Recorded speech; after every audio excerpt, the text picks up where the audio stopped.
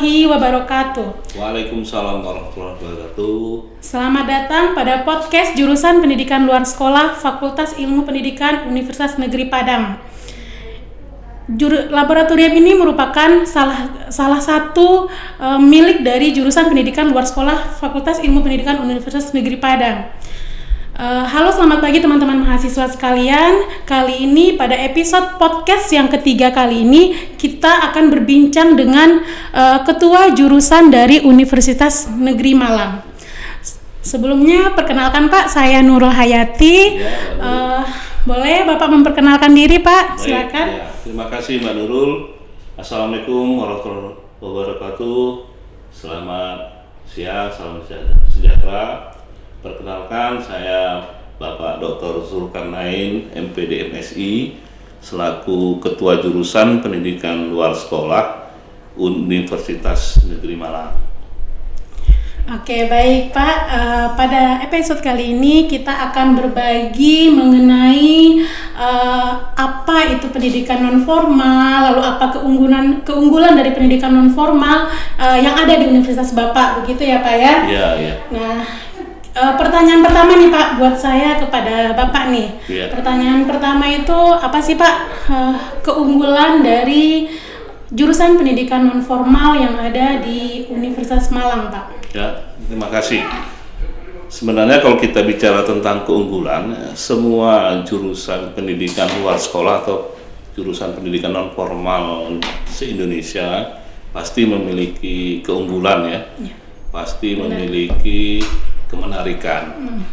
Nah, sebenarnya kekhasan dari jurusan pendidikan luar sekolah atau pendidikan non formal di Fakultas Ilmu Pendidikan Universitas Negeri Malang itu salah satunya bagaimana mahasiswa pembelajaran itu berbasis studi kasus, yang kedua berbasis lapangan, problem learning. Sehingga mahasiswa itu pada perkuliahan di mata kuliah, setelah mereka mempelajari berbagai teori konsep ya, mereka selalu diturunkan ke tengah-tengah masyarakat untuk mengkaji, melakukan observasi, melakukan pengamatan terhadap materi-materi perkuliahan itu.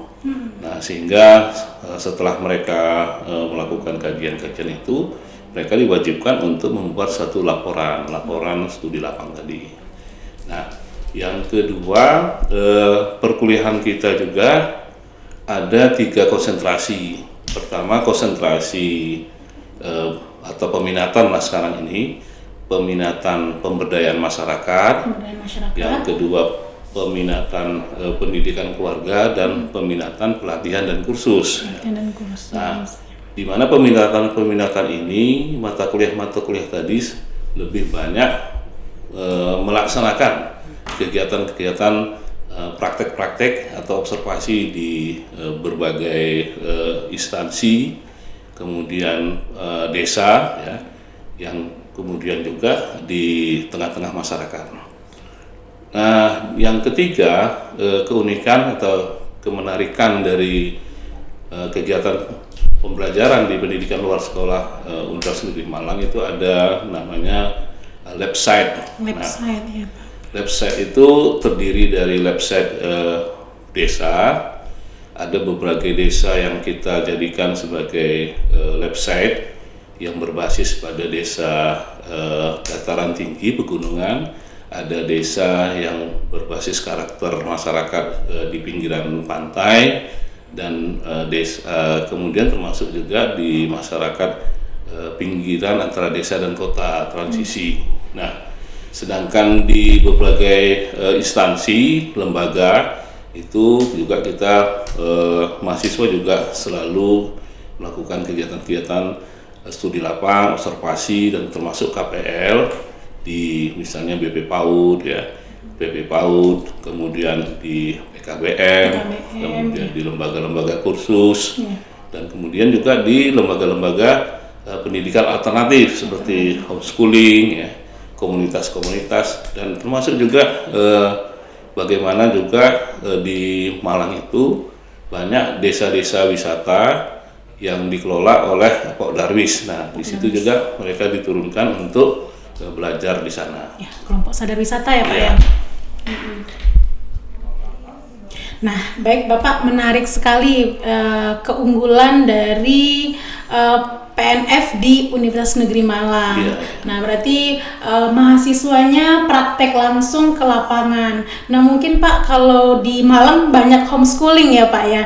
Banyak Ya, homeschooling, ada, banyak ya. komunitas-komunitas Ya. sekolah rumahan gitu ya Pak. Nah, kalau di Padang sendiri homeschooling itu mungkin ada Pak, tapi tidak terlalu ternama gitu, jadi peminatnya pun juga masih sedikit. Nah mungkin untuk mahasiswa kita untuk praktek di homeschooling itu masih agak kurang. Ya. Tapi kalau di PKBM, Ya. di Balai Diklat, lalu di BP PAUD itu mereka sudah praktek ke sana. betul. Nah di homeschooling ini yang belum lagi gitu ya Pak ya. Ya. Menarik ya Pak ya. Nah, bagaimana caranya PNF di Universitas Negeri Malang tersebut untuk mencapai hal itu Pak, sehingga bisa tercipta keunggulan yang sudah Bapak jelaskan tadi? Oh ya. Jadi memang untuk mencapai pembelajaran learningnya tadi, ya tentunya setiap materi perkuliahan yang sudah kita sajikan di dalam kurikulum kita, itu tadi mahasiswa juga tadi diturunkan ke lapangan. Nah, di sana mereka banyak belajar melakukan pengamatan, observasi, dan kemudian juga mereka harus membuat satu laporan. Satu laporan, Nah, ya. itu bisa dalam bentuk kelompok ya, atau dalam bentuk individu. Ya.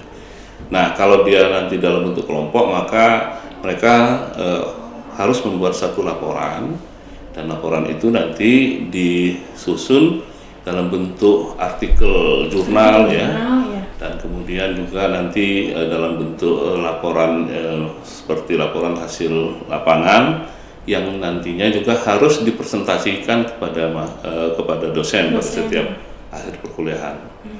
Nah, tentunya dari mereka selalu melakukan pengamatan di lapangan, turun di lapangan, itu akan membentuk bagaimana mereka bisa melihat secara langsung, merasakan secara langsung ya. Itu terjadi proses dari kognitif, afektif sampai psikomotorik tadi. Ya. Sehingga kalau misalnya dalam pemberdayaan masyarakat, tentunya mereka harus bisa melakukan perencanaan, melaksanakan dan mengevaluasi program-program pemberdayaan masyarakat Ya, yang betul. kita Pengelolaan begitu ya, Pak ya. maupun program-program pelatihan.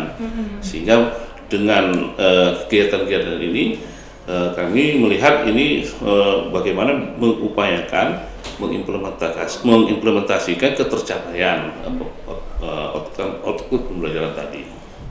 Oke, baik, bagus sekali ya Pak ya. Ini bisa menjadi tips dan trik juga bagi kami nantinya. Ya, Kita sama-sama. Nanti ya. kita banyak belajar. Iya benar Pak. Kami juga harus banyak belajar ke UNP. UNP, Gitu. ya begitu ya Pak. Timbal balik ya Pak ya, Ya. saling melengkapi. Nah, ini Pak, kami juga minta pandangan Bapak nih, pandangan Bapak terkait pendidikan non formal yang Ya. ada di Indonesia. Ya. Bagaimana menurut Bapak? Ya, kalau menurut saya keilmuan pendidikan non formal itu sebenarnya selalu beradaptasi, menyesuaikan dengan terjadinya perubahan-perubahan ya. Iya. Di mana perubahan-perubahan itu ya lulusan jurusan pendidikan luar sekolah atau pendidikan non formal ini ya, yang sekiranya memang banyak bekerja di berbagai sektor, berbagai bidang ya. Ada yang bekerja memang sebagai pendidik namanya pendidikan non formal ya. Benar, Pak. Ada tutor, fasilitator ya. Kemudian ada yang bekerja juga sebagai pengelola dari program-program satuan-satuan pendidikan luar sekolah. Nah, yang ketiga yang sangat berkembang ini masuk kepada cyber bagaimana cyber pedagogi tadi, cyber mahasiswa kita ini Ya. mampu mengimplementasikan ya, teknologi informasi, komunikasi, dan proses-proses mereka cyber community tadi, pembelajaran. Nah, banyak sekali sekarang ini mahasiswa juga menjadi YouTuber dalam konteks proses pendidikan non formal dan informal yang terjadi di tengah-tengah masyarakat itu diceritakan di dalam YouTuber itu. Ya, sekaligus promosi gitu ya Pak ya. Termasuk podcast ini juga termasuk salah satu promosi ya Pak ya. Promosi. Benar. Bagaimana mengaplikasikan perkembangan teknologi informasi tadi. Nah, kemudian juga selain itu mahasiswa kita juga selain banyak bekerja di sektor formal, non formal ya, juga menjadi wirausaha sosial ya. Mereka mengorganisir masyarakat, merintis desa wisata.